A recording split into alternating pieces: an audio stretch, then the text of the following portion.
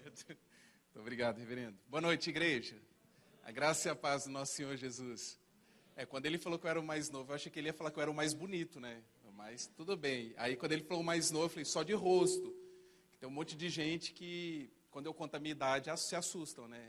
Porque eu tenho carinha de 23, corpinho de 18. Mas eu tenho mais idade que isso. É um privilégio poder estar aqui com vocês, poder compartilhar a palavra do Senhor com vocês, poder cultuar a Deus junto com vocês. Eu sempre fico fascinado quando eu tenho a oportunidade de participar de culto com outras pessoas, pessoas com quem eu não tive oportunidade ainda. Porque minha mente sempre vai para aquele momento quando Jesus nos voltar e restaurar todas as coisas e estivermos eternamente na presença do nosso Deus, louvando e agradecendo o nome dele. Aí eu brinco que aqui é a antessala do céu, né? Aquele momento de louvar, onde pessoas de todas as línguas e nações estarão juntas, louvando e agradecendo o nome do nosso Deus. Irmãos e irmãs, eu quero agradecer vocês que oraram por nós, que nos apoiaram, principalmente em relação ao projeto Escola da Vida. Eu sou o responsável pelo projeto Escola da Vida na cidade de Araraquara, e nós já executamos em 2 escolas aqui, e tem sido fantástico. E nós temos mais 2 escolas agendadas para o mês de agosto. Muito obrigado você que intercedeu, você que orou, você que fez doações, você que participou conosco, e nós temos certeza que impactamos a vida de muitos alunos. E tem sido tão gostoso que toda sexta-feira o pastor Luiz Melo, lá do SECAP, ele tem feito uma reunião com alunos da escola que têm participado de um grupo pequeno na casa dele. Então tem sido um privilégio. Agora, em agosto, nós vamos executar o projeto Escola da Vida lá na Maria Isabel, que é a escola no bairro SECAP. Então nós estamos preparando a igreja lá na Nova Canaã, já para receber os alunos, os familiares, né? Aqui nós cremos que depois do projeto participarão conosco na igreja. E peço vocês que continuem orando por isso, para que Deus nos dê sabedoria, para que Deus nos dê ousadia, para que levante mais pessoas dispostas a nos auxiliar. Então, se você quiser ser um voluntário, você que tem facilidade para falar em público, ou quer ajudar a gente em qualquer outra área, por favor, nos procure. Aqui na igreja você pode procurar o pastor Lucas, ou a Zilma, ou o Nivaldo Pereira de Souza, né, o cara fera aí, que também tem nos ajudado muito, tá certo? E se você quiser também contribuir financeiramente, ou fazer doações de brinquedo, chocolate, para a gente distribuir para os alunos, nós vamos receber com muita gratidão, tá certo? Muito obrigado, então. Mas sem delongas, vamos para aquilo que nos interessa. Neemias, capítulo de número 8, por favor. Neemias, capítulo de número 8. O texto que será base para a nossa reflexão vai do verso 1 até o verso de número 18. Neemias, capítulo de número 8. Eu farei a leitura e peço aos irmãos e às irmãs que acompanhem, por favor, do verso 1 até o verso 18.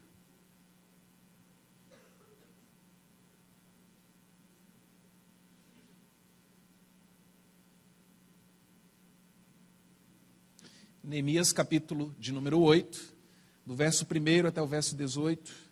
Eu farei a leitura e peço aos irmãos e às irmãs que acompanhem atentamente. Assim diz a palavra do nosso Deus. Em chegando o 7º mês, e estando os filhos de Israel nas suas cidades, todo o povo se ajuntou como um só homem na praça, diante da porta das águas. E disseram a Esdras, o escriba, que trouxesse o livro da lei de Moisés, que o Senhor tinha prescrito a Israel. Esdras, o sacerdote, trouxe a lei perante a congregação, tanto de homens como de mulheres, e de todos os que eram capazes de entender o que ouviam. Era o 1º dia do 7º mês. E leu no livro, diante da praça, que está à fronteira à porta das águas, desde a alva até o meio-dia, perante homens e mulheres e os que podiam entender. E todo o povo tinha os ouvidos atentos ao livro da lei. Esdras, o escriba, estava num púlpito de madeira, que fizeram para aquele fim. Estavam em pé junto a ele, à sua direita, Matitias, Sema, Anaías, Urias, Ilquias e Maaseias. E à sua esquerda, Pedaías, Misael, Malquias, Hassum, Rasbadana, Zacarias e Mesulão. Esdras abriu o livro à vista de todo o povo, porque estava acima dele, abrindo-o ele, todo o povo se pôs em pé. Esdras bendisse ao Senhor, o grande Deus. E todo o povo respondeu: Amém, Amém. E levantando as mãos, inclinaram-se e adoraram o Senhor com o rosto em terra. E Jesua, Bani, Serebias, Jamim, Acube, Sabetai, Odias, Maaseias, Quelita, Azarias, Josabade, Hanã, Pelaías e os levitas ensinavam o povo na lei, e o povo estava no seu lugar. Leram no livro, na lei de Deus, claramente, dando explicações de maneira que entendesse o que se lia. Neemias, que era o governador, e Esdras, sacerdote e escriba, e os levitas que ensinavam todo o povo, lhe disseram: Este dia é consagrado ao Senhor, vosso Deus, pelo que não pranteeis, nem choreis, porque todo o povo chorava, ouvindo as palavras da lei. Disse-lhes mais: Ide, comei carnes gordas, tomai bebidas doces e enviai porções aos que não têm nada preparado para si, porque este dia é consagrado ao nosso Senhor. Portanto, não vos entristeçais, porque a alegria do Senhor é a vossa força. Os levitas fizeram calar todo o povo, dizendo: Calai-vos, porque este dia é santo, e não estejais contristados. Então, todo o povo se foi a comer, a beber, a enviar porções e a regozijar-se grandemente, porque tinham entendido as palavras que lhes foram explicadas. No dia seguinte, ajuntaram-se a Esdras, o escriba, os cabeças das famílias de todo o povo, os sacerdotes e os levitas, e isto para atentarem nas palavras da lei. Acharam escrito na lei que o Senhor ordenara por intermédio de Moisés que os filhos de Israel habitassem em cabanas durante a festa do 7º mês, que publicassem e fizessem passar pregão por todas as suas cidades e em Jerusalém, dizendo: Saí ao monte e trazei ramos de oliveiras, ramos de zambujeiros, ramos de murtas, ramos de palmeiras e ramos de árvores frondosas, para fazer cabanas, como está escrito. Saiu, pois, o povo, trouxeram os ramos e fizeram para si cabanas, cada um no seu terreno, e nos seus pátios, e nos átrios da casa de Deus, e na praça da porta das águas, e na praça da porta de Efraim. Toda a congregação dos que tinham voltado do cativeiro fez cabanas, e nelas habitou, porque nunca fizeram assim os filhos de Israel, desde os dias de Josué, filho de Num, até aquele dia, e houve muito grande alegria. Dia após dia, leu Esdras no livro da lei de Deus, desde o primeiro dia até o último, e celebraram a festa por 7 dias. No 8º dia, houve uma assembleia solene, segundo o prescrito. Amém. Amém. Meus irmãos e irmãs, eu quero convidar vocês a ter mais um momento de oração. Quero te dar um tempo para que você ore ao Senhor. Eu creio que a palavra do nosso Deus, ela nos ensina, ela nos alimenta. E eu queria que você orasse pedindo a Deus porque, a despeito de mim, Ele falasse a você, né, edificasse a sua vida, fortalecesse a igreja. Vamos ter esse momento de oração, por favor?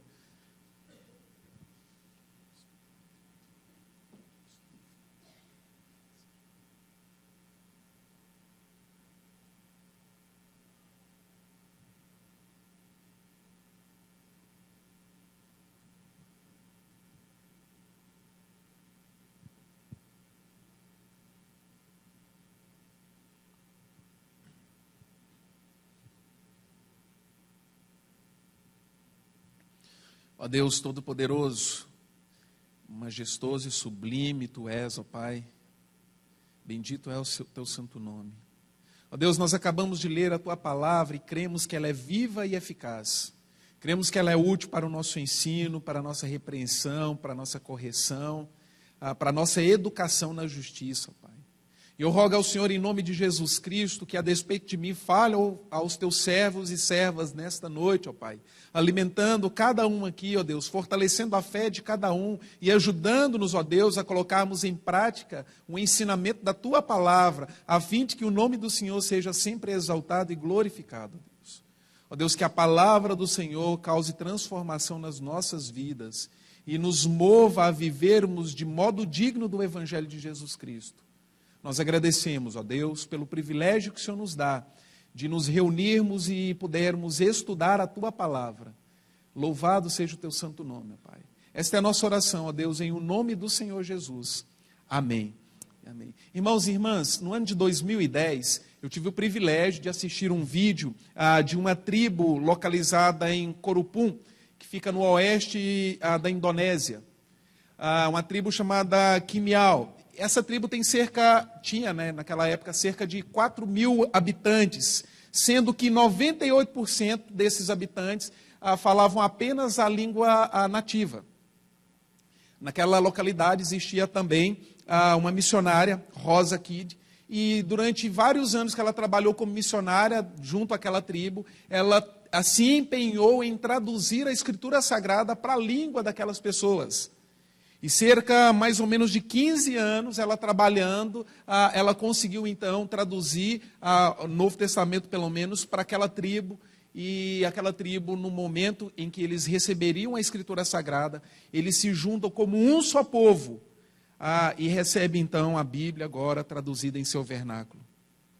A Escritura Sagrada, ao longo de várias gerações, ela tem causado impacto na sociedade, impacto nas nações. Assim como causou um grande impacto nessa tribo, ao ponto de fazer com que as pessoas se reunissem como um só povo e celebrassem esse grande privilégio que eles estavam tendo de ter a Escritura Sagrada, poder ler a Escritura Sagrada na sua própria língua. Assim também a Escritura tem causado impacto na vida de muitas pessoas ao longo de gerações e gerações. Desde a Reforma Protestante, nós podemos ver o grande impacto que a Escritura Sagrada tem causado na história da humanidade. E, de semelhante forma, nós podemos comparar estes impactos ao impacto que aconteceu em Jerusalém, aproximadamente no ano 444 a.C. Jerusalém ela fora conquistada pelos babilônios no ano 586 a.C. E no ano 539, depois que os persas se tornaram a potência mundial, o grande rei Ciro, rei da Pérsia, ele promulgou um decreto autorizando os judeus a regressarem a Jerusalém para reconstruir o templo. O templo que era a representação de Deus no meio das pessoas. E aí, então, o rei Ciro, ele permite que alguns judeus eles regressem à sua terra para reconstruir o templo. No ano 538, sob a liderança de Zorobabel, o templo ele começa a ser reconstruído. E ele tem o seu término no ano 515, durante o reinado de Dario I. Embora o templo tivesse sido reconstruído, muito ainda estava por fazer. Embora o exemplo máximo da presença de Deus no meio daquele povo estivesse reconstruído, muito ainda estava por fazer no meio do povo de Jerusalém. Os muros precisavam ser reconstruídos. A cidade precisava ainda ser repovoada, ser fortificada. E Neemias foi o líder escolhido por Deus para esse trabalho. E aí, no ano 444 a.C., Neemias recebe a autorização do rei para voltar a Jerusalém e reconstruir os muros, o que foi feito com êxito em apenas 52 dias. E Jerusalém, quase um século depois da sua destruição, ela volta a ser uma cidade fortificada, ela volta a ter segurança. E o capítulo de número 7 do livro de Neemias, nós encontramos a relação daqueles que voltaram do cativeiro e repovoaram a cidade. Agora a cidade está com seu templo reconstruído, a cidade está com os seus muros construídos, ou seja, ela tem segurança, e agora a cidade está repovoada. E este é o pano de fundo para os extraordinários acontecimentos que vão ser descritos no capítulo de número 8, capítulo que lemos aqui. A restauração de Jerusalém, gente, ela passa por 3 etapas. A primeira etapa é a restauração física, os muros e as portas foram restauradas e reconstruídas. Ela passa também por uma restauração social, a ordem política, a ordem social e a ordem religiosa, ela fora estabelecida. Mas ela necessitava também de uma terceira etapa, e talvez a mais importante, que é a restauração espiritual. que só poderia ser promovida pela palavra de Deus. Somente pela palavra de Deus nós podemos ter, então, restauração espiritual. A maior reforma que Neemias implementou em Jerusalém foi a restauração da autoridade da palavra de Deus sobre o povo. Sem essa restauração, Jerusalém, por mais que tivesse muros, por mais que tivesse a cidade repovoada, ela ainda estava absolutamente vulnerável. Essa é a maior necessidade da igreja do mundo hoje. A restauração da autoridade suprema da palavra de Deus para reger a vida do povo. Nós dizemos muito bem, e eu creio que todos que estão aqui, ou pelo menos a grande maioria que é membro dessa igreja, crê que de fato a Escritura Sagrada é regra de fé e prática para a nossa vida. É conduta de vida. Entretanto, muitos de nós desprezamos essa regra de fé e prática em algumas decisões das nossas vidas. Muitas vezes a palavra de Deus ela não tem a autoridade final nas nossas escolhas. E aí nós somos incoerentes com aquilo que nós pregamos, com aquilo que nós cremos. E por isso se faz importante, assim como fora importante na época de Neemias, restaurar a autoridade suprema da palavra de Deus nos nossos dias. Infelizmente, a palavra de Deus tem sido banalizada em muitos púlpitos. Infelizmente, a palavra de Deus tem sido desprezada em muitos lares. A palavra de Deus, para muitas pessoas, tem se tornado um livro qualquer. Muitas pessoas leem a Escritura Sagrada como se estivesse lendo Game of Thrones, ou qualquer outro tipo de livro de autoajuda. Como a literatura simplesmente. Mas nós precisamos nos ater que a Escritura Sagrada é a expressão da vontade de Deus para as nossas vidas. A Escritura Sagrada é a luz que ilumina os nossos caminhos. A Escritura Sagrada deve ser a nossa regra de fé e prática. E nós precisamos resgatar então a autoridade suprema da palavra de Deus nas nossas vidas. O povo de Jerusalém, que antes, sentados às margens do rio da Babilônia, choravam e sentiam saudades de Sião, agora eles estão livres em sua pátria. Reúnem-se como um só homem e pede a Esdras que lhes ensine o livro da lei, conforme nós lemos aí, Neemias capítulo 8, verso 1. O povo estava com sede da palavra de Deus, e ouvir a palavra era o propósito deles, e eles tinham pressa em ouvi-la. Diferentemente do povo de Israel que desejavam ouvir a palavra de Deus e espontaneamente se reuniu para ouvi-la, muitos hoje participam do culto com interesses diferentes.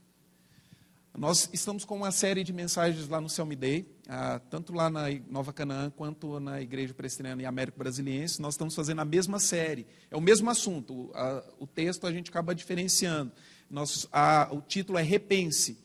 Repense sobre santidade, sobre igreja, sobre você mesmo, né, sobre a sua vida e sobre Deus. Alguns conceitos que às vezes a gente tem errado, por exemplo, hoje é o encerramento, o pastor Lucas está fazendo, repensar sobre Deus. Muitas vezes a gente ensina que Deus, ou ele é um ser carrasco, né, um ser impessoal, deu cordinha no mundo e largou funcionando e virou as costas, ou às vezes a gente acha que simplesmente, Deus ele é amor, então você pode errar, pode fazer tudo de errado, porque Deus vai te receber porque ele é amor, e esquecemos de falar que também é justiça. E aí, ao longo dessa série de mensagens, nós temos trabalhado justamente o que tem motivado as pessoas a participarem dos cultos. E eu gostaria de fazer essa pergunta para que você pudesse refletir. O que te trouxe aqui hoje? O que te motivou a entrar nesse templo? Simplesmente cumprir um protocolo? Para que ninguém fique falando mal de você? Eu vou lá para ficar bem na vida com Deus, né, para desencargo de consciência. O que te motiva a vir ao templo, a participar de um culto? São questionamentos que nós precisamos fazer constantemente, porque, infelizmente, muitas pessoas têm entrado para dentro dos templos com interesse diferente. E é notório isso, porque, veja só, a pessoa mais importante desse culto, ela caminha entre nós, conforme descreve Apocalipse, que fala que aquele que tem os candeeiros na mão, ele anda, né, que tem as estrelas nas mãos, ele anda por meio dos candeeiros, e vai explicar que o candeeiro é a igreja. Jesus Cristo, ele anda no nosso meio. E muitas vezes, no momento do culto, no decorrer do culto, eu estou muito mais preocupado em olhar a roupa do outro, olhar como é que o outro está, do que me concentrar naquele que é o centro do nosso culto, o alvo de toda a nossa devoção. Infelizmente, muitas pessoas chegam dentro da igreja, traz totalmente aquela cultura pós-moderna da nossa sociedade de individualismo, de consumismo, e eu quero consumir alguma coisa na igreja, ou simplesmente eu venho aqui para buscar a minha bênção. E eu não estou nem aí com meu irmão ou minha irmã que está do meu lado, passando por luta, sofrendo. Eu quero a minha bênção. Desde que eu tenha a minha bênção, os outros que se virem. Infelizmente, muitas pessoas têm entrado para dentro dos cultos, têm participado com interesses diferentes. Muitos buscam resultados, benefícios pessoais, bens materiais. Querem as bênçãos de Deus, mas não querem ao Deus das bênçãos. Tem fome de prosperidade, de reconhecimento, de sucesso, de felicidade, mas não tem fome da palavra de Deus.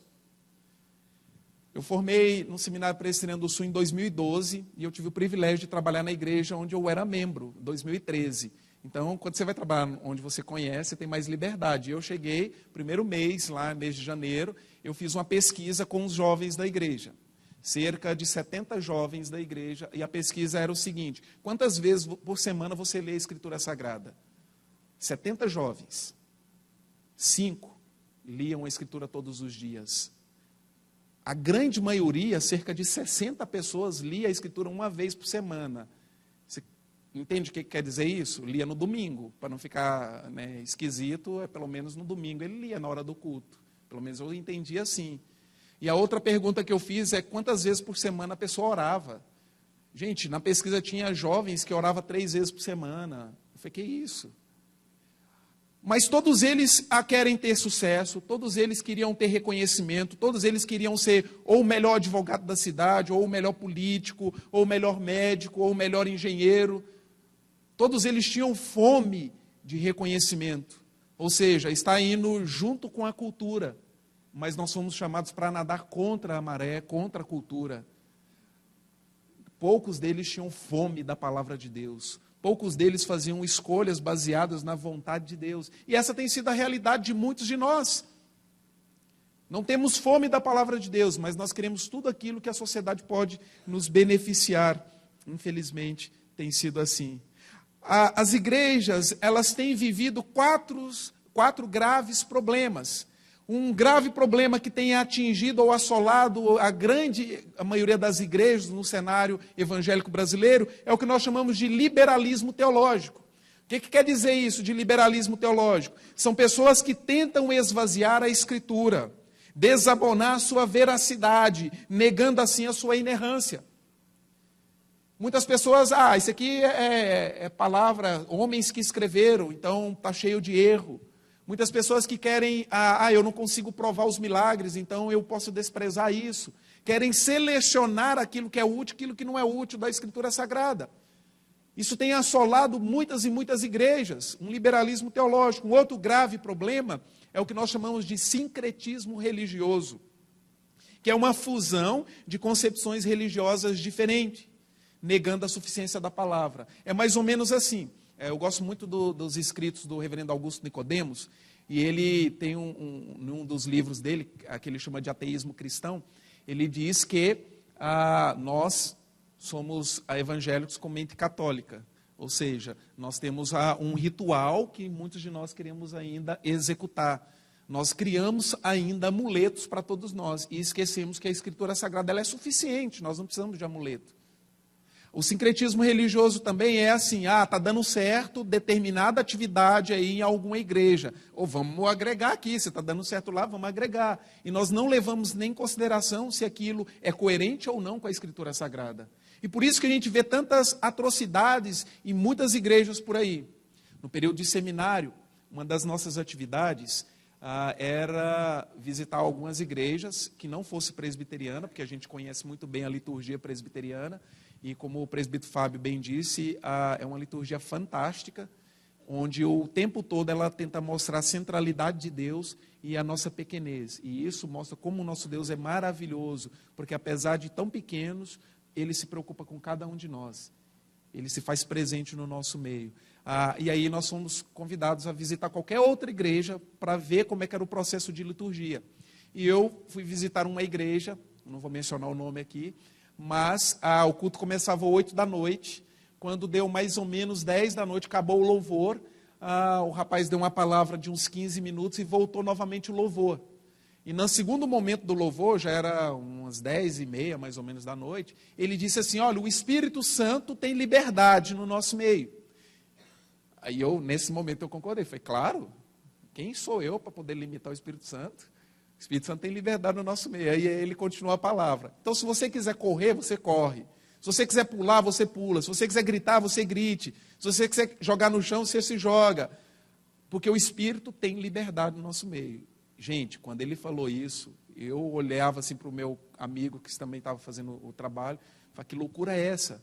Porque, de fato, gente se jogava no chão, chorando, gente gritando, gente corria até no fundo do templo, voltava, gente ia para um lado para o outro, gente se debatia na parede. Eu falei, que auspício que é esse?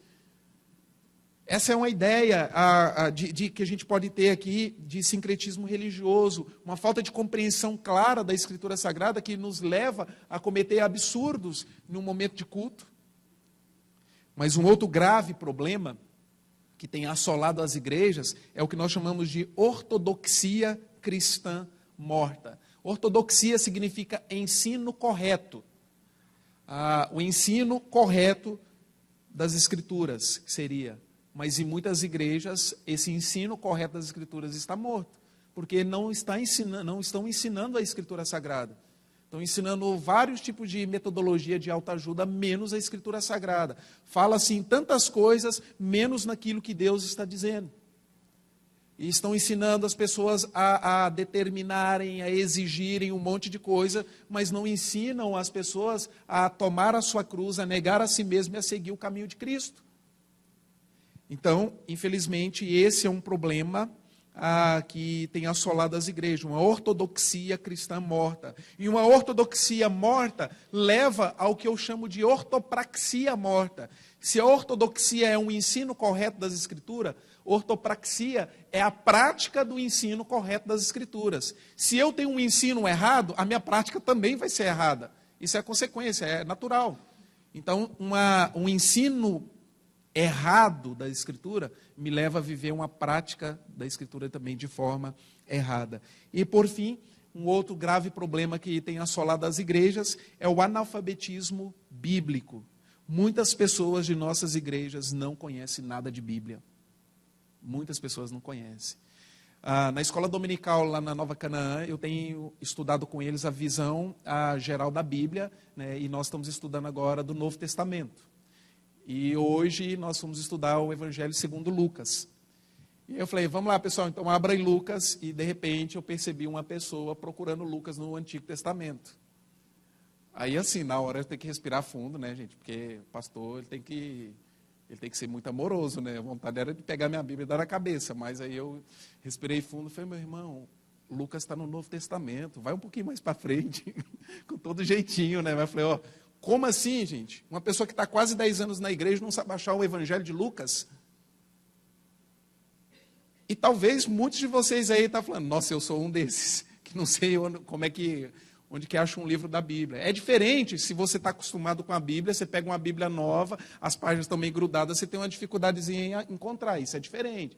Mas quando você não sabe onde se localiza, não sabe se está no Novo ou no Antigo Testamento, gente, nós estamos vivendo analfabetismo bíblico dentro das igrejas. As pessoas não conhecem mais a Bíblia, as pessoas não conhecem mais a história da redenção, as pessoas não conhecem mais as promessas e muito menos as ordenanças de Cristo para as nossas vidas. E nós precisamos, então, urgentemente, resgatar a importância e a centralidade da palavra de Deus em nosso coração e nos nossos cultos. Para sermos uma igreja saudável, para sermos uma igreja fervorosa, para sermos uma igreja que reflita a luz de Cristo, nós precisamos resgatar urgentemente a centralidade da palavra de Deus nas nossas vidas e nos nossos cultos. Isso se faz imperativo na vida da igreja agora. Eu até comentei certa vez aí com os presbíteros e com o pastor Ezequiel, né, nós estamos numa onda onde nós falamos muito de igreja missional. É uma onda agora. Qualquer site de igreja que você encontrar, você vai ouvir essa palavra, missional.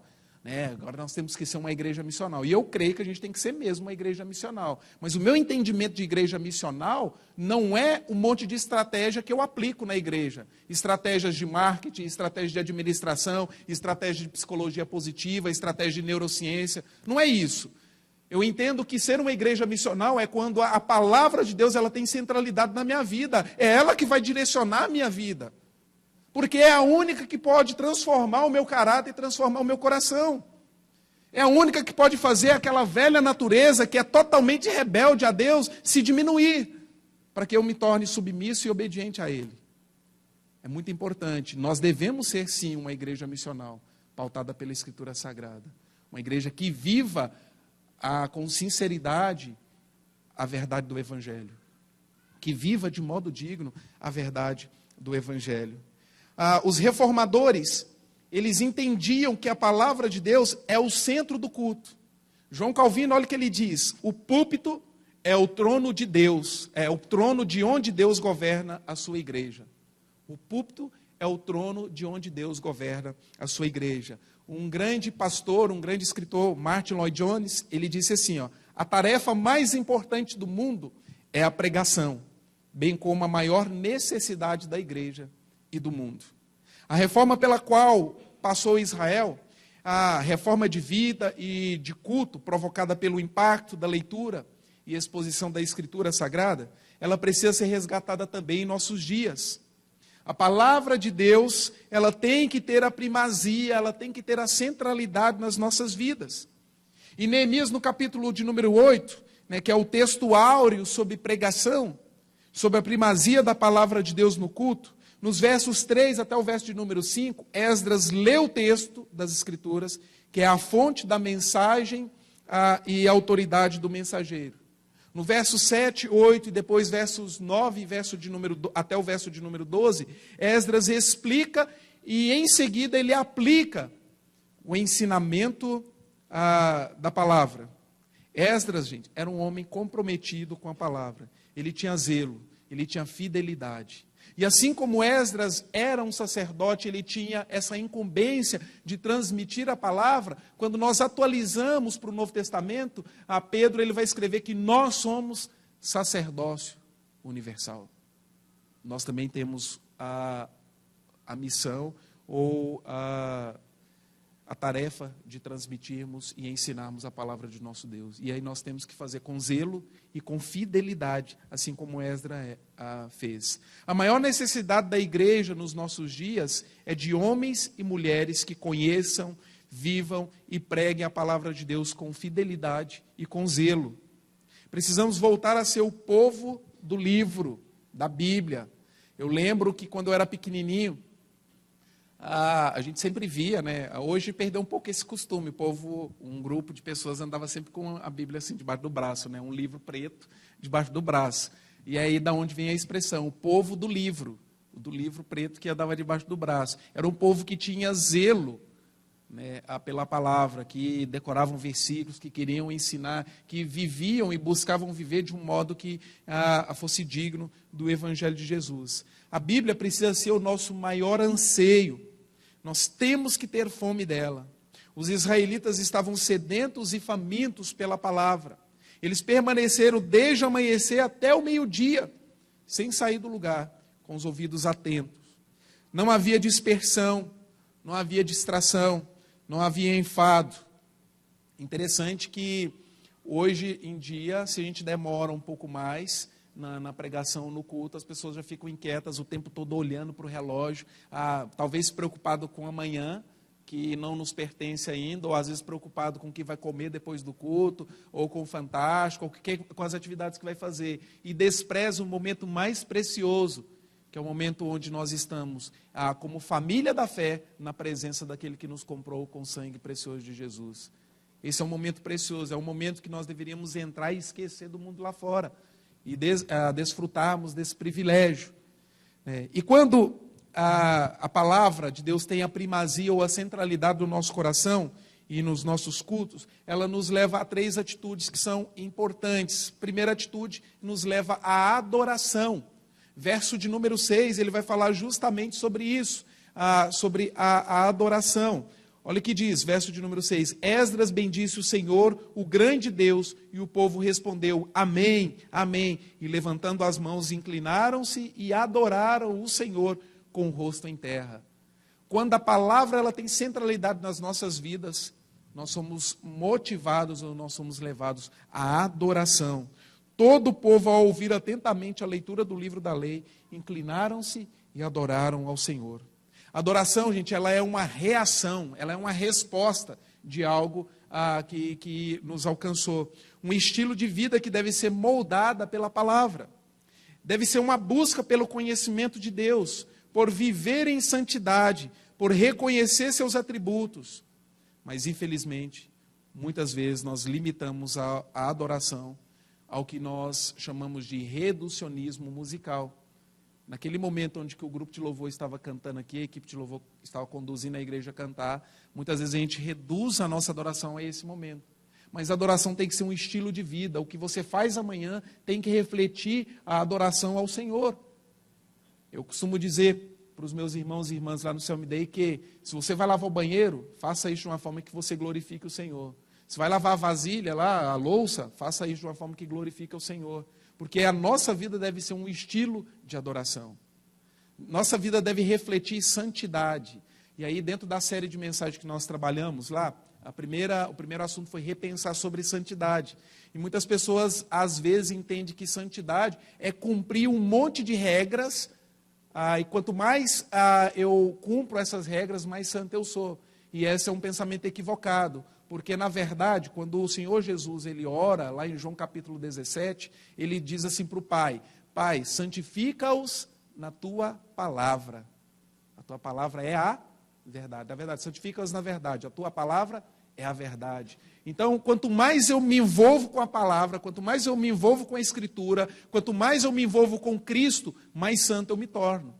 Então, não tem a ver com quanto você cumpre de regra. Se você dá o dízimo no dia certinho, se você não falta nenhuma escola dominical, o ano inteiro, não faltei nenhuma escola dominical, não faltei nenhum culto, nenhum estudo bíblico, não faltei nenhum culto de domingo à noite. Isso aí não vai fazer de você mais santo. O que vai fazer você mais santo é o quanto você mergulha na Escritura Sagrada. E isso vai fazer de você um adorador. Você vai ter um estilo de adoração. O segundo item que a centralidade da palavra nos leva é a confissão.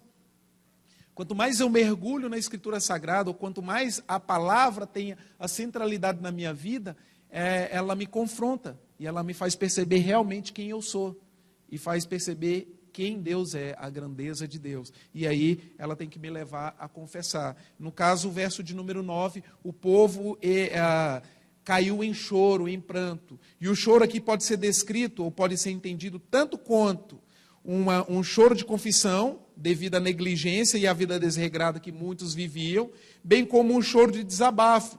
Pois enquanto estavam no cativeiro, eles ficavam como quem sonha, com sua terra, com adoração ao Senhor.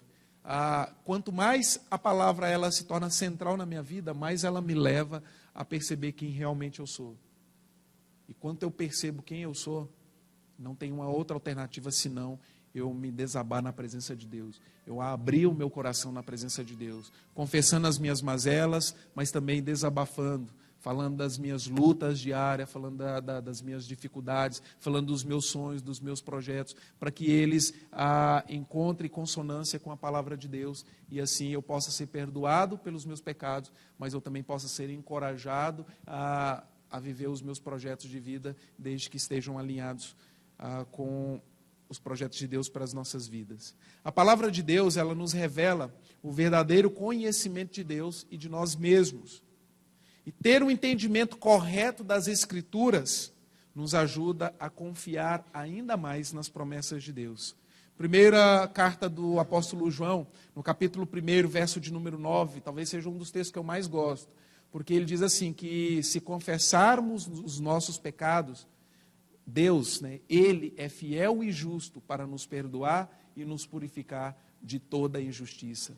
Isso é maravilhoso, porque apesar de Deus ser tão grande, tão sublime, Ele está disposto a nos perdoar, nos purificar e se relacionar conosco. Mas ainda um outro item que a centralidade da palavra nos leva, que é a consagração. Ela nos leva a viver um estilo de vida de adoração, nos leva a refletir realmente quem somos, a olhar se há em nós algum pecado, algum caminho mau e confessar esses pecados diante do Senhor, mas nos leva também a nos consagrarmos diante do Senhor. É interessante que muitas pessoas acham o seguinte: eu aceitei, eu reconheço Jesus como o único e suficiente Salvador da minha vida, e acha que agora ele conseguiu o ticket para entrar no céu. Mas eu sempre digo assim, olha, Deus nos predestinou para as boas obras, que Ele mesmo preparou de antemão, desde a fundação do mundo, conforme está escrito lá em Efésios. Em outras palavras, ou trocando por miúdos, Deus te resgatou, não foi somente para você ir para o céu, e muito menos para você sentar nas cadeiras do templo e ficar aqui só ouvindo, mas Ele te resgatou para que você pudesse trabalhar. Então consagre a sua vida, dedique a sua vida ao serviço do Senhor, à expansão do reino de Jesus aqui nessa terra, olhando para aqueles que são alvo do amor de Cristo, e deixe que o Espírito de Deus, que habita na sua vida, use você para cumprir a missão que Ele nos deu de evangelizar e de fazer discípulos. Então nós precisamos consagrar, e se você observa o texto que lemos, capítulo de número 8 de Neemias, os versos 10 até o verso de número 12, o povo então, eles se colocam em prontidão para servir, para viver a verdade da palavra, em consagração e obediência à palavra do Senhor. E é interessante, tem uma musiquinha que a gente canta com as crianças, eu não sei se aqui vocês cantam essa música, pelo menos lá em Minas a gente cantava muito, aquela música, obedecer é mais que importante, é prova de amor, temos que obedecer ao Senhor. Ou seja, Deus ele requer de nós obediência, muito mais do que sacrifício. Ele prefere que sejamos obedientes do que ofereçamos um monte de sacrifício. Então, o que Ele requer de nós? Que consagremos a nossa vida, porque Ele já nos comissionou, ou seja, todos nós que aceitamos Jesus como Salvador e Senhor das nossas vidas, temos uma missão em comum, que é fazer discípulos e é evangelizar. Essa é a missão de qualquer crente, qualquer lugar que ele estiver no mundo. Ele pode te dar missões específicas, tarefas específicas? Pode também, mas essa pelo menos é uma missão que é comum para todos nós. Então Ele já nos deu uma missão. Cabe a mim agora me consagrar. Falar, Senhor, eu estou aqui, capacita-me e usa-me para que o reino do Senhor se expanda, para que pessoas conheçam a Tua glória, conheçam a Tua majestade, conheçam a salvação que há em Cristo Jesus. A obediência da lei nos leva à prática. A Escritura deve guiar-nos sempre. Obedecer é melhor que sacrificar. Eis o que Deus espera dos seus filhos: obediência e consagração de vida. E eu quero concluir, irmãos e irmãs, fazendo 4 perguntas, para que possamos refletir então. Primeira pergunta: você tem disposto o seu coração para conhecer a palavra de Deus? Perceba que disposição é diferente de disponibilidade. Disposição é uma intenção positiva que você tem em fazer alguma coisa. E quando você tem disposição, você consegue disponibilidade de tempo para fazer. A pergunta é: você tem disposto o seu coração para conhecer mais a palavra de Deus? Você tem disposto o seu coração para viver os ensinos da palavra de Deus? Você tem disposto o seu coração para ensinar a palavra de Deus? E por último, a palavra de Deus tem a centralidade na sua vida? São perguntas importantes para nós, até mesmo para medir a nossa fé, se estamos crescendo ou não em fé. Até mesmo para a gente evitar alguns erros que sorrateiramente têm entrado dentro das igrejas. São questionamentos que precisamos fazer para nós mesmos. E espero que a partir dessas perguntas você possa refletir como está a sua caminhada. E se ainda a palavra não é central na sua vida, não está centralizada na sua vida, eu desafio você a permitir que a palavra ela tome você como um todo. E de fato ela conduza a sua vida. Porque grandes coisas Deus fará através de você. E a Ele seja dada toda a honra e toda a glória. Em nome de Jesus. Vamos orar? Queria te dar um tempo. Eu sempre digo assim, que todas as vezes que a palavra é pregada, ela requer de nós uma resposta. Todas as vezes que a palavra é exposta, ela requer de nós uma resposta. O que você vai fazer com esse conhecimento que você adquiriu hoje. Eu queria que você orasse primeiramente, depois eu vou orar, pedir a Deus para que nos abençoe.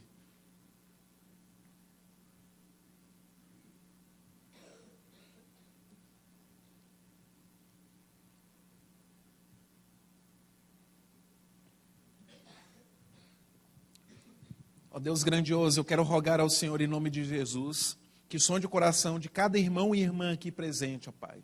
O Senhor é o único capaz de ir no mais profundo do nosso coração. E o Senhor conhece a intenção do nosso coração, ó Deus.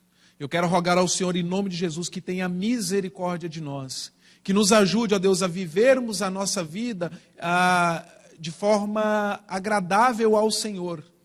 Que o Senhor nos ajude a vivermos o Evangelho de Jesus Cristo de modo digno, de uma forma que seja qualquer coisa que fizermos, o nome de Cristo seja louvado e exaltado, Deus.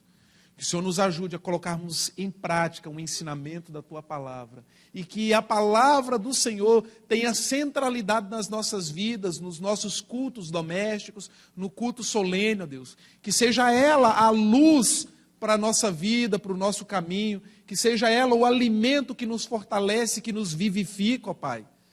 Ajuda-nos, ó Deus, a sermos servos e servas obedientes ao Senhor, totalmente consagrados ao serviço do Senhor, ó Pai. Que o Senhor derrame sobre cada irmão e irmã aqui a Tua graça, a Tua paz, a Tua misericórdia, o Teu perdão, ó Deus. Que o Senhor os ajude dia após dia nas suas lutas diárias, Deus. E que em todo tempo eles percebam a poderosa mão do Senhor sobre a vida deles, os amparando, os consolando, os fortalecendo, livrando-os de todo perigo, de todo mal, ó Deus. E ajuda-nos, Senhor, quer seja por palavras, quer seja por ações, a fazermos tudo para a glória do Teu santo nome. Dê a oportunidade a cada irmão e irmã aqui, ó Deus, que no decorrer dessa semana eles percebam os grandes feitos do Senhor, para que no próximo ajuntamento solene eles louvem e engrandeçam o Teu santo nome com muito fervor, ó Deus, pois eles reconhecem que o Senhor é poderoso para fazer muito mais do que pedimos e pensamos. Muito obrigado porque o Senhor é o Deus presente nas nossas vidas. Muito obrigado, ó Deus, porque o Senhor não nos desampara, jamais nos desamparará. Muito obrigado, porque apesar de tão pequenos, apesar de sermos falhos, o Senhor nos ama e o Senhor se preocupa com cada um de nós. Louvado seja o Teu santo nome, ó Deus. Essa é a nossa oração, em nome do Senhor Jesus. Amém e amém. Irmãos e irmãs, muito obrigado. Obrigado, reverendo Ezequiel, obrigado, conselho, pela oportunidade de compartilhar a palavra do nosso Deus. Mais uma vez, se você quiser nos auxiliar nos projetos, o projeto Escola da Vida, principalmente os jovens e adolescentes aí, a gente precisa bastante dessa turminha aí, entre em contato comigo. E se você também tiver disposição nos auxiliar, na nossa EBF, dia 20, nós vamos começar a nossa EBF lá no Selmi Day, né, me procura lá pelas redes sociais, vai ser de muito bom grado a ajuda de vocês. Deus abençoe.